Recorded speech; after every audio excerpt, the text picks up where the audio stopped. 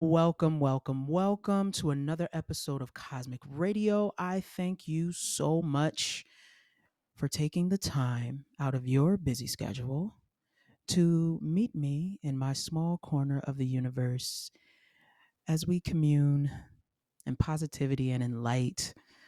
I thank you. Thank you.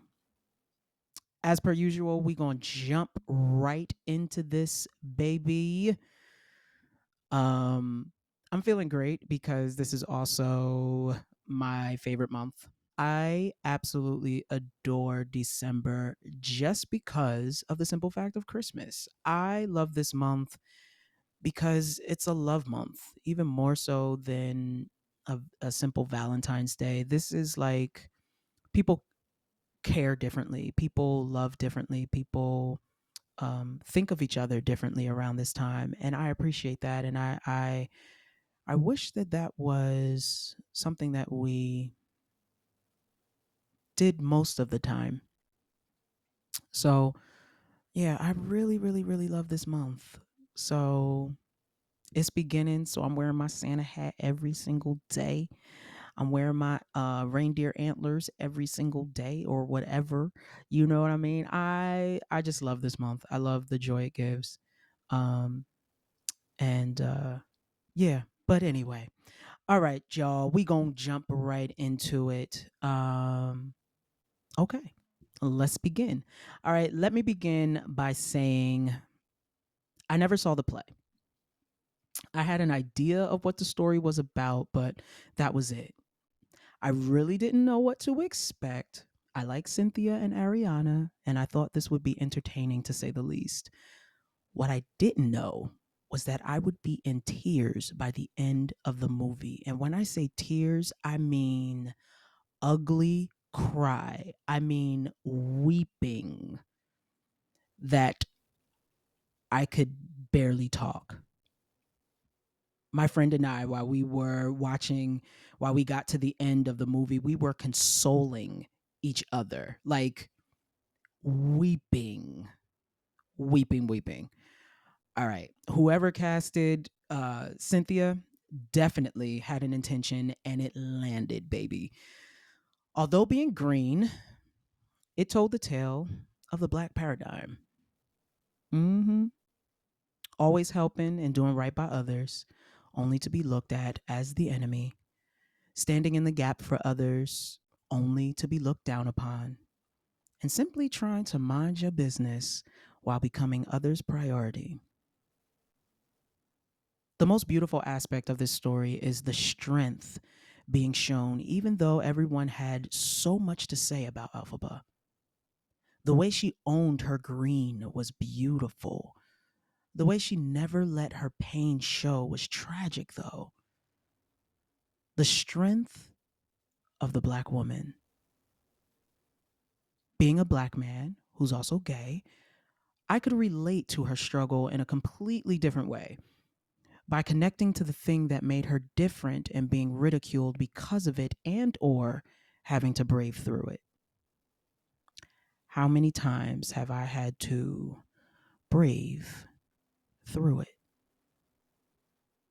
It also showed the power of greed and position, how people can turn their backs to the pain they've caused and tell themselves a completely different story in order to sleep at night, telling themselves it's for the betterment, that there's a good reason to hurt the few in order to save the many.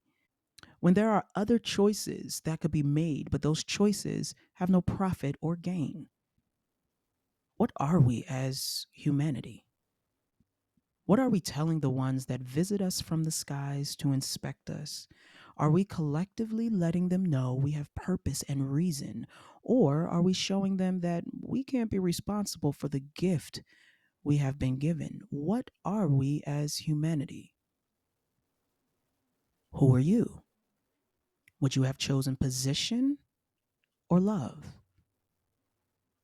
Regardless of it all, she stood on what she believed in and it got her cast out. But the beautiful thing about that is she gained awareness of herself. And with that awareness, she stepped into her full potential and yet had room to grow, learn, and discover. That stepping into power and love made her visible to all in the sky as she claimed her right to be her and fight for what she believed in. Everyone witnessed what she was capable of, and in that witnessing, they feared what she was capable of. That is the story of the Black Plight. And even more, it's the story of a soul just trying to be the best soul it could be, minding its soulful business and yearning to be free. How can you use the same energy to embrace your uniqueness and step into your power? Who gives a fuck what others say or how they react to you? Hmm. You know, I have a friend who owns their identity to the fullest. They can wear heels one day and the next be gothed out and the next be in a hoodie, and they can be the same person in each of those wardrobes. But it's more than the clothes. That power of ownership of wholeness is the magic they supply. It's inspiring. It truly, truly is. People yearn for that freedom, for that awareness. That energy of theirs pours out into everyone else's cup, and they're not even trying to do that. But that authenticity is powerful, baby. It's what we all yearn for. And when we see others walking and living in their truth, some people become jealous of it because they can't seem to find that same gateway. And others are inspired by it, pulling close to it, trying to ask, how can I be in that same mindset of freedom and have my true authenticity shine just like yours? How can I say this? It's kind of like the Jesus effect. You know what I mean? To say the least. You walk into a room and everything just changes and shifts. It's the power of knowing who you are. Elphaba was unique from birth, having abilities no one else could understand. Her appearance made her hard to love. Her appearance made some so uncomfortable they didn't care to know her thoughts. But she braved through it anyway, telling herself, I'm green, so the fuck what? Okay. Granted, there's levels to that, but she refused to let herself fall to the ideas of others and define who she was when that definition was already plain. She was Elphaba, period.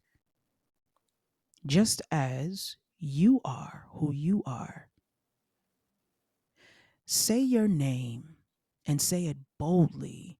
And when you say your name, say it thinking of all the things that make you strange, different, and beautifully unique. Now, baby, say your name. I'll wait. Some of y'all did it. Some of y'all didn't. You didn't realize that that space was for you to say your name. Okay, that's I'm. Let's do it again. Say your name. Now, say your name thinking of all the things that make you strange, different, and beautifully unique. Take a moment to think about all those things and say your name.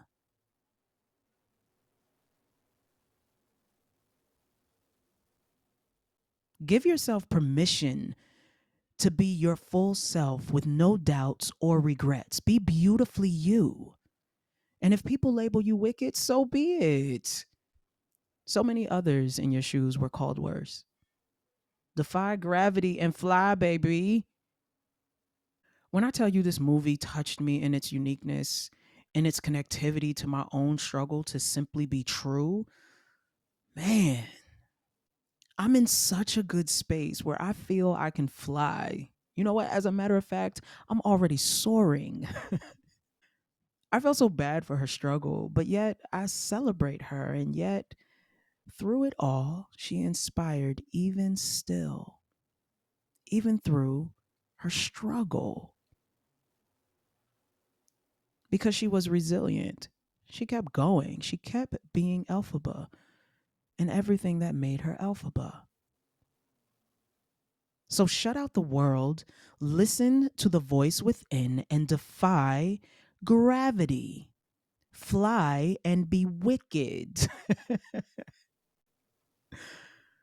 Oh, man. If you have not seen this movie, I hope that this doesn't give you any spoilers, but you watch it ready to be inspired and ready to challenge yourself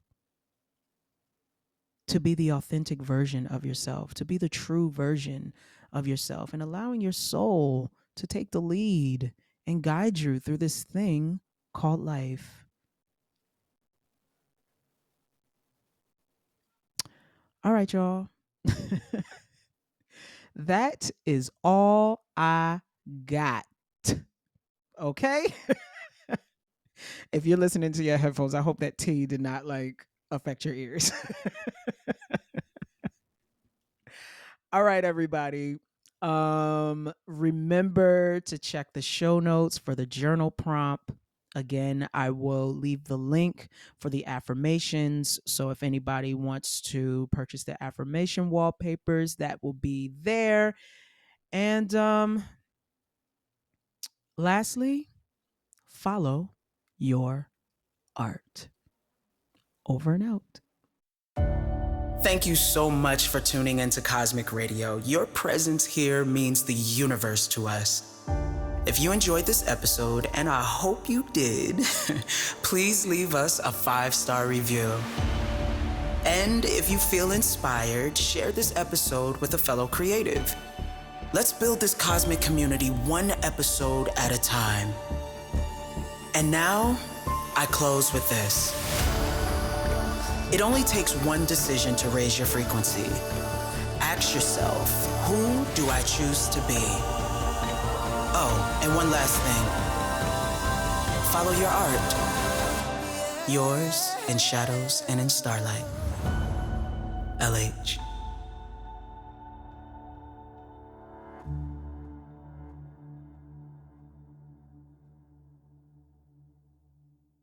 Transmission complete. Signal disengaged.